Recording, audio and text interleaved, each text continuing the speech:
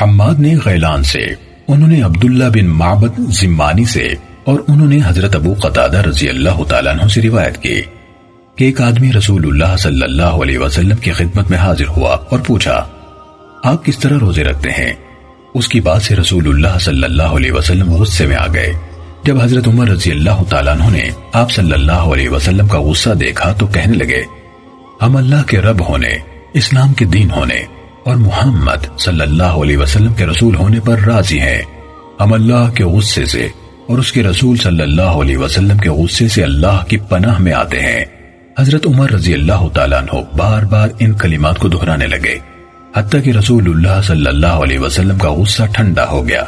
تو حضرت عمر رضی اللہ تعالیٰ عنہ نے کہا، اللہ کے رسول صلی اللہ علیہ وسلم، اس شخص کا کیا حکم ہے جو سال بھر مسلسل روزہ رکھتا ہے؟ آپ صلی اللہ علیہ وسلم نے فرمایا، نہ اس نے روزہ رکھا نہ اس نے افطار کیا، یا فرمایا اس نے روزہ نہیں رکھا، اس نے افطار نہیں کیا۔ کہا، اس کا کیا حکم ہے جو 2 دن روزہ رکھتا ہے اور 1 دن افطار کرتا ہے؟ آپ صلی اللہ علیہ وسلم نے فرمایا، کیا کوئی اس کی طاقت رکھتا ہے؟ پوچھا، اس کا کیا حکم ہے جو 1 دن روزہ رکھتا ہے اور 1 دن افطار کرتا ہے؟ آپ صلی اللہ علیہ وسلم نے فرمایا، یہ داؤد علیہ السلام کا روزہ ہے۔ پوچھا، اس کا کیا حکم ہے جو 1 دن روزہ رکھتا ہے اور 2 دن افطار کرتا ہے؟ آپ صلی اللہ علیہ وسلم نے فرمایا، مجھے پسند ہے کہ مجھے اس کی طاقت مل جاتی۔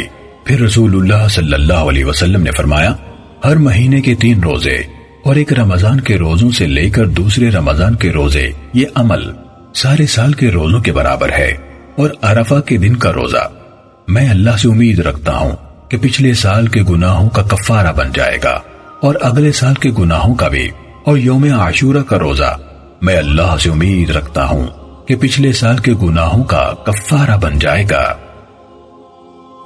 صحیح مسلم حدیث نمبر 2746۔